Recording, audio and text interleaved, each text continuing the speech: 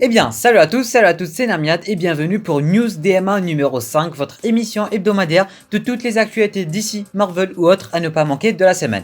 Pour ce 5e numéro, c'est Thor Love and Thunder qui se retrouve en tête d'affiche, vu que oui, on a plus d'informations concernant le film et surtout concernant le scénario qui va pas mal être sympa. Du coup la team, je tiens à préciser que tout comme la semaine passée, ou je devrais même dire pire que la semaine passée, on a presque zéro information, que ça soit DC ou Marvel. C'est vraiment catastrophique pour cette semaine, j'ai vraiment fait de mon mieux pour tirer le plus d'informations possible. Du coup je m'excuse à l'avance si cette vidéo va être très rapide et très courte, je m'en excuse vraiment, mais il faut vraiment que je vous la propose vu que c'est une série hebdomadaire, mais il y a quand même 2-3 informations plutôt sympathiques. Du coup la team, comme d'habitude, installez-vous confortablement, mettez-vous à l'aise, n'hésitez pas à laisser le petit pouce bleu pour le soutien, à vous abonner à la chaîne si ce n'est pas déjà fait et si le contenu global de la chaîne te plaît, parce que sinon je vois pas trop l'intérêt de s'abonner. Et sur ce la team, sans plus tarder, let's go!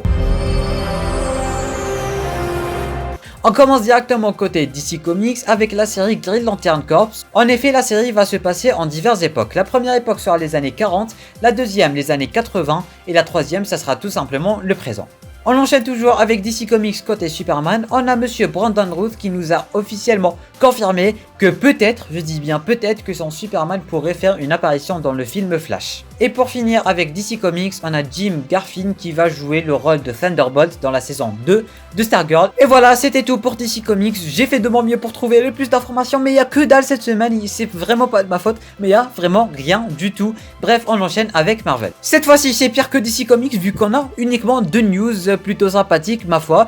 Du coup, on commence avec notre tête d'affiche Thor Love and Thunder.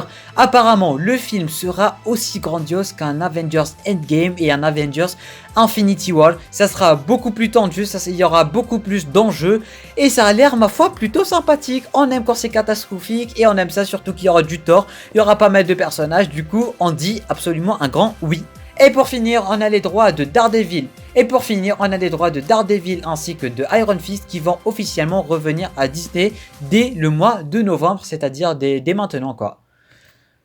Eh bien voilà la team, je m'excuse une deuxième fois vu qu'il y a vraiment, mais vraiment rien à dire, mais il fallait vraiment que je fasse cette série vu que c'est une série hebdomadaire et tout.